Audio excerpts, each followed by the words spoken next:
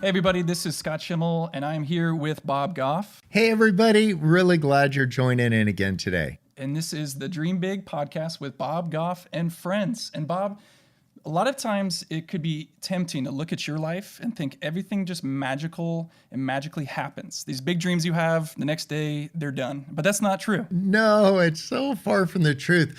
I've a lot of people identify me as like the balloon guy and everything's great, but I've actually had a lot of really bad days. I just don't camp out there, and it's a personality thing. But I think what we need to do is not like hover over the wide range of emotion with a bunch of yippee skippy, but to have times where you can actually, I'm an upbeat guy. I came out that way. Optimistic. Yeah. However, you need to be able to plumb the depths as well and have meaningful conversations. I think that's why I like this podcast format where we can talk to friends, not just strangers who are famous, but friends who are good and wise and have been influential in my life. And I'm glad that we get to do that together. Yeah. Well, today you've got a friend who's famous on the show, Yes, Christy Nockels. isn't that great? Christy, she's famous in my mind just because she's kind. And not only is she just uber talented and just an amazing lyricist, but she's the same person on the surface that she is 30 feet deep. And I think, she won't say something she doesn't mean. Mm-hmm. Yeah. So how did you get to know her? What's your friendship like? We met a bunch of years ago. I think when Love Does came out, I met she and her amazing husband, Nathan, in Atlanta. And we just sat in a room and visited and kind of hit it off. And then we've gotten into some mischief over time. We ended up on a boat one time where they in the big seas, and they were up and they called it the crow's nest or something. This thing very top of this boat, and it was pitching. And boy, their stock couldn't have been higher already, but it went higher because they just played as if they were standing on the concrete, but they so weren't. That boat was really pitching. But they were just, I remember one time she's hanging onto the microphone so it doesn't tip over. Oh yeah. During that. Oh yeah. And Nathan's playing on the keyboard and she's singing, and they're making it seem like it's no big deal. And I think that's just the character that, to your point about making it seem like everything's great. Sometimes what you want to do is make loving people look effortless, even though it actually takes a lot of effort. And I've learned a ton from both Christy and Nathan about making loving people look effortless. Well, let's listen in to this conversation. Hey, Christy, it's Bob Goff, and I'm so glad that we're getting a couple minutes on the air today to talk about ambitions and opportunities and all that. So a lot of people know of you as a musician, but will you, just for the three people that don't know you on Earth, tell us like what it is that you spend your time doing? Yes. Well, thank you for having me. First of all, this is a joy. So Nathan and I met Nathan when I was 19, and we started writing songs together right then, pretty much when we were dating. And so we're songwriters. We spend a lot of our time doing that. We have led worship together since we were 19. And that has been one of the greatest joys of our lives, to do that and to be able to do it together. We always say that we don't know any different. People say, like, how do you work with your spouse so much and basically not strangle each other? But it's kind of like, it's all we've ever known. So we love it in that sense. It comes with its own set of challenges, of course, but it's just been such a great joy for us to do that. I need to pause for a second on this, you and Nathan dating and writing lyrics. That is such a pickup line. I'm going to so talk to Nathan about that. Do you want to write some songs with me? That he's got some game. That's awesome. Seriously, it actually was a pretty romantic thing. I'm not going to lie. Like, just, we literally were like falling in love, but like, just this whole making music together thing. It was just pretty sweet looking back on it. Oh yeah. And did you know that been an ambition that you had from before the time that you and Nathan met? Were you both doing music separately and then you started doing it together? Yes.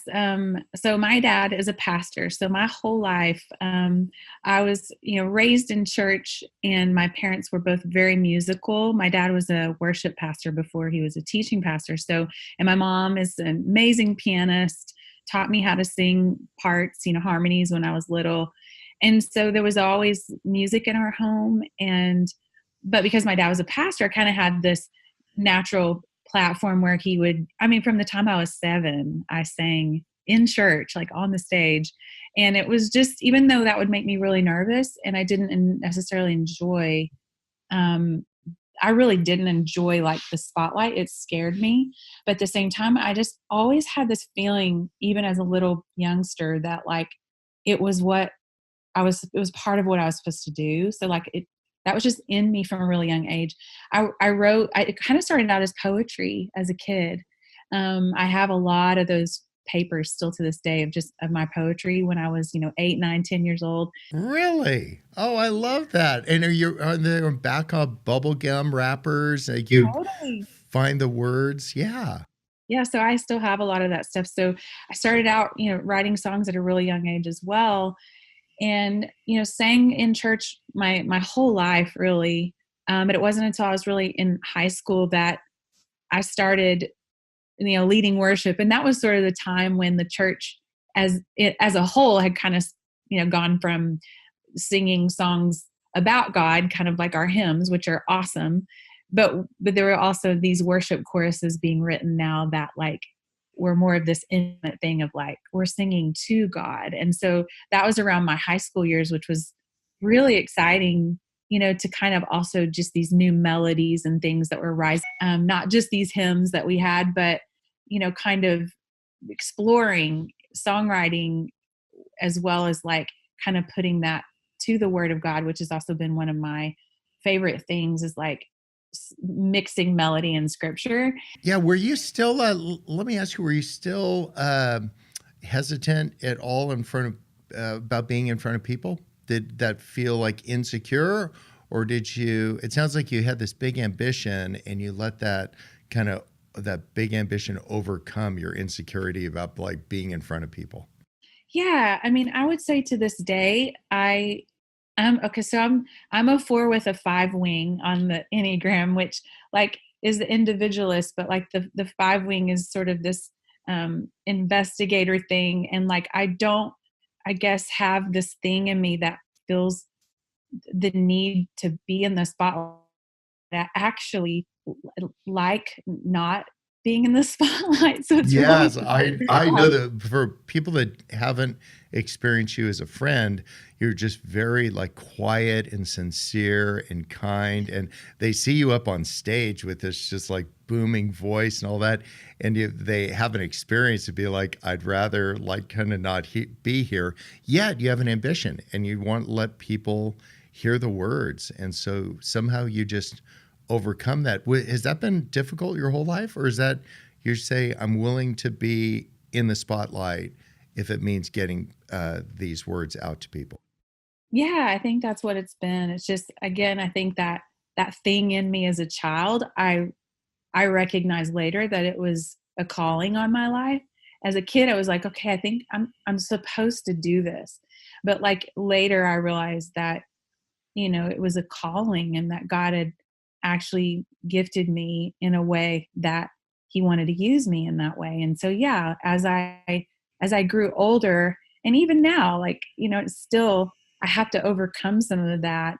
But you're right. And just that it was like, this is, something that is in me, and it does stir, and these songs do come, and they're for the sharing. So I think at some point you have to realize that what God's given you is for the sharing. And You know what I like about you too, although you can be cautious about the things, you're also willing to let that be overcome by anticipation for other people. Your son, remember we were on a boat together and I grabbed him. I said, let's make our way down to the engine room. Do you remember that? And it seemed like a bad idea, but you're like, okay. I love that about you. I saw the look of terror, like, are we going to be thrown in the brig? but did you just let that? And then I don't know how we got hoodwinked into being on a boat for a whole week. Because I'm like Tigger. I would like, just get so pent up that I need to run around. And there was one night we were kind of in the open seas, and there was a concert you were supposed to do, but we were on the very top floor. I think they call it the crow's nest. And we were swinging back and forth. And I could tell, like, you were probably not digging all the back and forth stuff, but you just did it anyway. You said, I see in you somebody that just overcomes what are the impediments, and that's somebody who goes after opportunities. They say, I have an ambition, I'm going to do it, even though I have some reservations for myself or some loved ones. I'm going to actually see the beauty that could happen. I'm going to do it anyway. How do you get there? How could you tell the people that are listening that say, I have an ambition, but I just am so hesitant to go for this opportunity? How do you overcome that? Yeah, I mean, I think that it's sort of little by little, it's taking steps of faithfulness just a little bit at a time. I remember actually when I had the dream in my heart that I hadn't told anyone, not even my husband, to start my own podcast a couple years ago, The Glorious and the Mundane. And I really didn't listen to podcasts much. So there was actually a lot of obstacles, which made me not want to speak it out loud to anyone.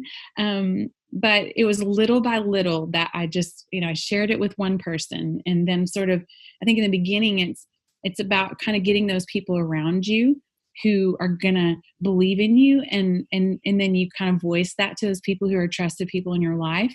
And you start there and you kind of little by little, it's like, okay, now I feel like I have some people around me who see this as well. Like, I'm not crazy. Like, I think I do have this gift, or I'm able to maybe bring something to the table here. And I think getting the people around you, not that will insulate you, but that will actually do the opposite, that will see that, yes, actually this is in you.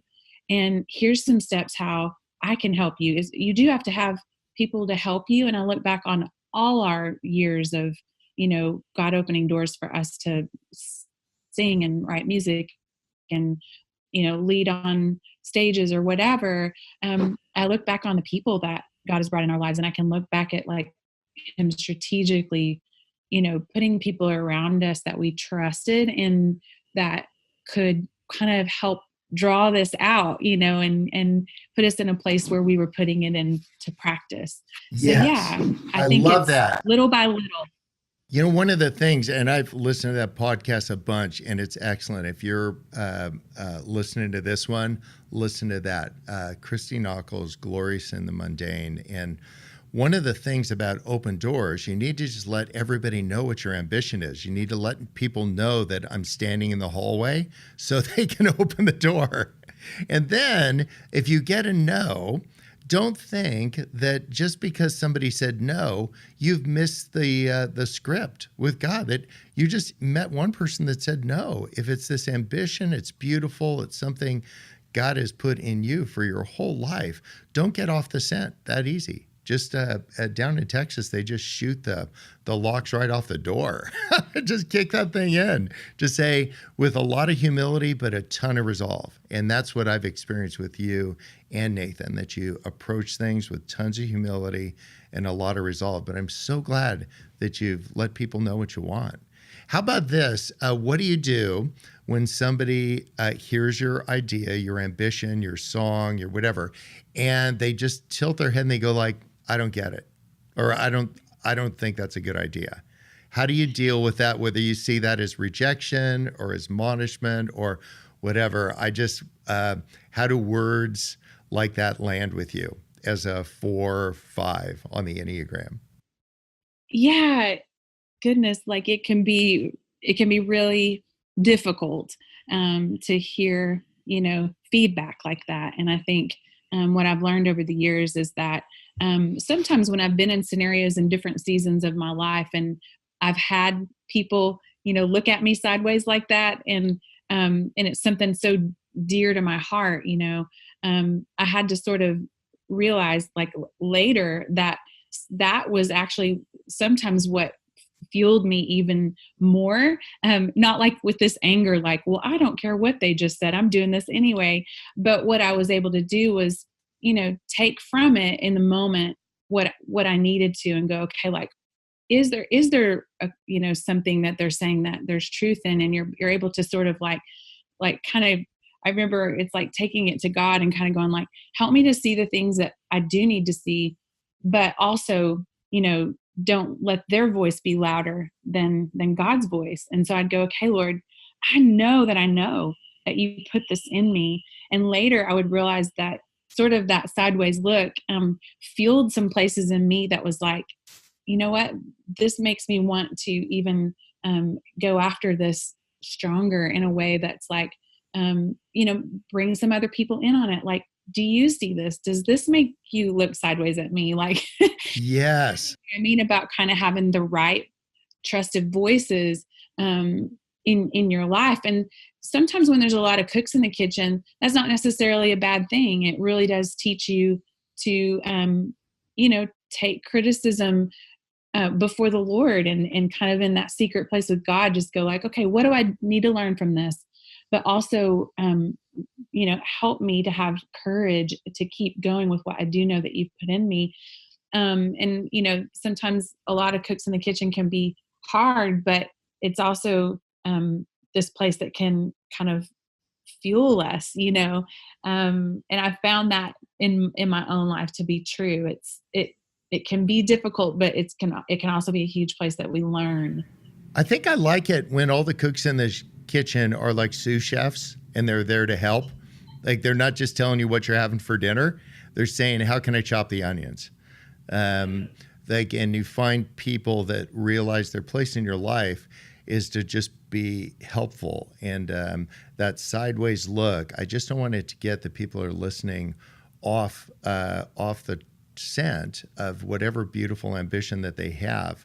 Because sometimes these voices that are critical, it's actually people that are just dealing with their own insecurities, and they're articulating their own securities, but then you get some on your beautiful dream. And they're not against you. They're just like insecure about their own stuff, and they're working that stuff out loud. One of the things that I try to do is to think, I don't want to surround myself with loud voices. I want to listen to wise voices in my life. And you'll know those people in your life that aren't just smart, they're wise. Who are a couple of loud voices and wise voices in your life? Like, who are the people that have spoke wisdom and perspective over to you, that keep you on track, that you go, I know this is for me? Yeah, I have it's funny, like some of my best friends are actually long distance, and that's been the case for a lot of my life, but I find that those people are, we'll meet together, kind of like we get to see you and Sweet Maria just every once in a while. It's like we, find ourselves on a boat and going to Alaska, but like I have those people in my life. Lauren Chandler is one that her and her husband Matt are in the Dallas area. He's a pastor. And I just have these friends like Lauren that we will kind of meet up. I just got to meet up with her again, but we hadn't had like a good meetup in a really long time. But she flew with me to a couple of my speaking dates that I had recently. But I mean, we go back 15 years. God used Lauren to speak some things into my life 15 years ago that I'm actually like writing a book about right now. Like that's how good on you. God can use people like in our lives. Lauren Chandler is one of those, like, where, I mean, just her courage to come up to me one night after I led at this thing in Texas. We did not know each other very well. She comes up on the stage and she's like, okay, this is going to sound crazy, but this is what God was speaking to me to come and just encourage you around. And when she did that, that formed this friendship. And I just got to be with her again, like I said. And she's just one of those people that is full of, like, I love Lauren. She's like wisdom and whimsy all at the same time. And she's just one that, like, over the years has, for whatever reason, God has just used her in such powerful ways to, like, confirm so many things that he's put in me. In fact, a lot of times, like, this will maybe help some people too with, like, just what God's put on your heart or your ambition. A lot of times when I feel a stirring about something, so we were going to make this lullaby album thing, but I needed some help to really get the vision clear. And I invited like 4 women to the table, and Lauren was one of those. And it was sort of, okay, here's all the puzzle pieces. Can you help me make sense of this puzzle? And she's one that I invited to the table. And around that table were several other friends. Another friend of mine, Shannon Scott, who's a friend of mine who's on staff at our church here in Franklin, a Church of the City, has a heart for women. She's another one that has just spoken truth into my life over the years. And it's just that thing where you're like, okay, so I'm not crazy. Yes. I love that there's people that, the people that have impacted me the most didn't tell me what to do. They reminded me who I was. They said that they could look you in the eye and say, this is the woman that I've seen in you. This is true to who you are.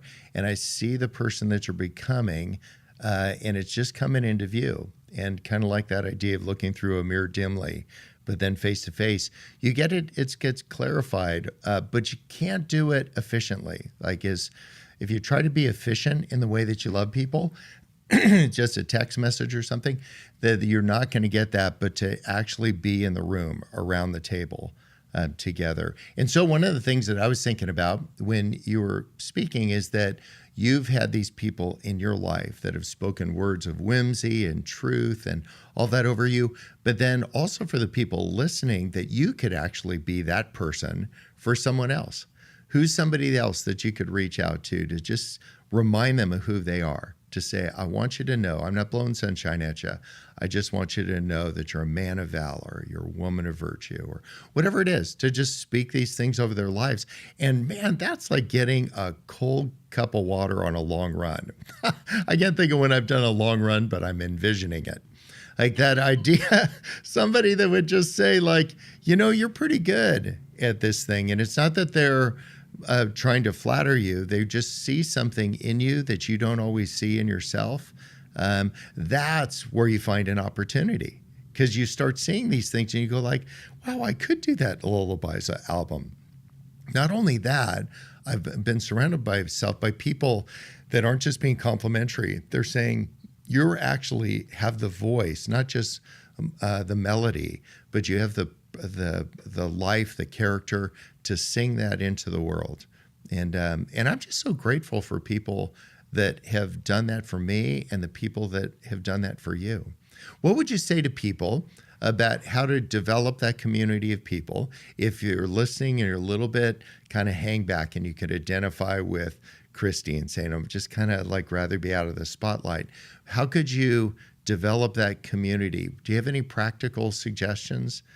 Things that you've done either in Franklin to develop a community when you move back to town, or things that you've done where you said your friends are remote? What do you do to draw them close, even though that they feel far away? Yeah, it takes being intentional. And I have a couple of friends here that are so good at that. And I've actually learned from it, kind of like you just said, how you encouraged other people to, be that voice in other people's life. I've learned from watching my friends here be intentional with that. One of my friends, Rebecca Lyons, she, she's an author. She travels and speaks, and but she's been sort of a people gatherer in my life. Like when we moved back to town, she was one who texted me often to say, okay, hey, a bunch of us girls are meeting up at Frothy Monkey here, which is a coffee shop here in town. And, she was kind of that person who sort of was intentional about that, knowing that I sort of have a little bit of, I'm okay living under a rock a lot of the time. And so she knows that about me. So I think that I learned from that. And I really now try, when I have someone new who's moving into town, I now I've learned from that example to be that person for other people to know that it's important to get face to face. A lot of times we've got to sort of be the provision for others that we desire. It's like we give away the thing that we need and want. And then it's the way like God's principles works. It's like his way works, and that somehow we find ourselves as well with the provision that we need when we give away the very thing that we're needing. And so it works out in this beautiful way. And that's really what the community of God is supposed to look like. Christy, thank you so much for spending a little bit of time talking about what you've been on as far as an adventure so far and what you're hoping for. And my hope is that we'll continue to just be better and friends and more shared experiences, more authentic conversations equals more community. Yeah, absolutely. Thank you for having me. Thanks for making time. Greet the family for me, would you? Well, I am so glad you had Christy on the show. Yeah, refreshing voice, a true voice, an honest one. And I loved her choice of words, how she describes things. Has such beautiful metaphors. Well, speaking of voices, one of the things she said is don't just listen to the loud voices, listen to the wise ones in your life. Especially true for this part of the Dream Big framework when you're thinking about exploring opportunities, because you might have, as you share your ambition with people, there might be some ideas that they have, a little too many cooks in the kitchen, and you might be tempted to listen to some bad ideas. But she's saying, no, pay attention to that and make sure you're listening to the wise ones. Yeah, have the conversations with people and you'll know whether these are wise voices or not, because everybody's got an opinion to share with you. But you can usually tell when a person asks you questions like, tell me the person you want to be. Then that's somebody who actually gets it. If they tell you what you ought to do, that's usually somebody that doesn't. But so this idea, instead of career, talk about character. Instead of what are you going to do tomorrow, say, what do you want to be in 10 years? Those are wise voices. Well, it's interesting because it's easy to get stuck as we pursue big dreams. They're huge. They're big dreams that we have. But one of the things that stuck out to me, she said, when you're stuck, be the provision to others that you need yourself. So look around, be someone else's voice in their life. Yeah, to ask the question instead of saying, gosh, if only somebody would ask me who I want to be when I grow up. Start asking people that. And there might be the seventh person that'll ask you that in return. What a great question. Who do you want to be? And to be preparing not just an elevator speech answer, but one that's actually thoughtful. And that's the word that always comes to mind when I think of Christy, just thoughtful responses. So find those wise friends, express your big ambitions to them, and then think of the next steps. Well, she talked about herself being quiet and sincere, but she also gets a lot of stuff done. She's really quiet, sincere with a strategy. Yeah. So that's the idea. You can be really exuberant, and if you have no strategy, that's just a bunch of Red Bull. Yeah, right. Yeah. But if you can actually be really quiet and reserved, and if you have a strategy behind it, boy, you're going to make moves. And that's what a movement is. It's just a bunch of people making moves. So don't join a movement, be a movement. Well, I can't write a song, I can't hold a note, but I want to be like Christy. Yeah, because something about that authenticity, there's something magnetic about it that draws us in. And so as you're listening, think of that. Just what's one thing that you can disclose to a friend? It doesn't need to be something big and deep and dark, but just say, you know what? Something that people would know about me, that I just get nervous sometimes or anxious that people won't like what it is that I'm about and all that. I'm not trying to have them like me, but they'll just won't get it. They just won't understand. Let people know, man, I have this big fear of being misunderstood. And you know what they'll probably say? Man, boy, I do too. Yeah, right. And she even said, when you feel that critical voice, take that before the Lord. Take that to God. Make sure that's a real voice, not just someone else's. If faith is important to you, boy, her words really land with me. And if you're somewhere on the path and you just go like, man, that I'm not dialed into that. But then these things are just true that she's saying. So take those things that make sense to you. Take next steps. As for some of you, an ambition might be to have more faith. And if you want more faith, do more stuff. Have more authentic conversations with people. Ask questions. That's where the beautiful stuff happens. Well, we intend that these conversations in this podcast is relevant to you as you listen, relevant to your dreams, your ambitions, making plans. That's why we have for you this month, a giveaway called Dream Mapping. Just go to the show notes or the website, download that PDF, start working the plan, exploring the opportunities for your big dream. We also have a couple live workshops coming up, one in Tennessee and one in Waco, Texas. So all the details are on the website, it's dreambigframework.com. And Bob, thanks for being on the show. Hey, it was another great show. Thank you.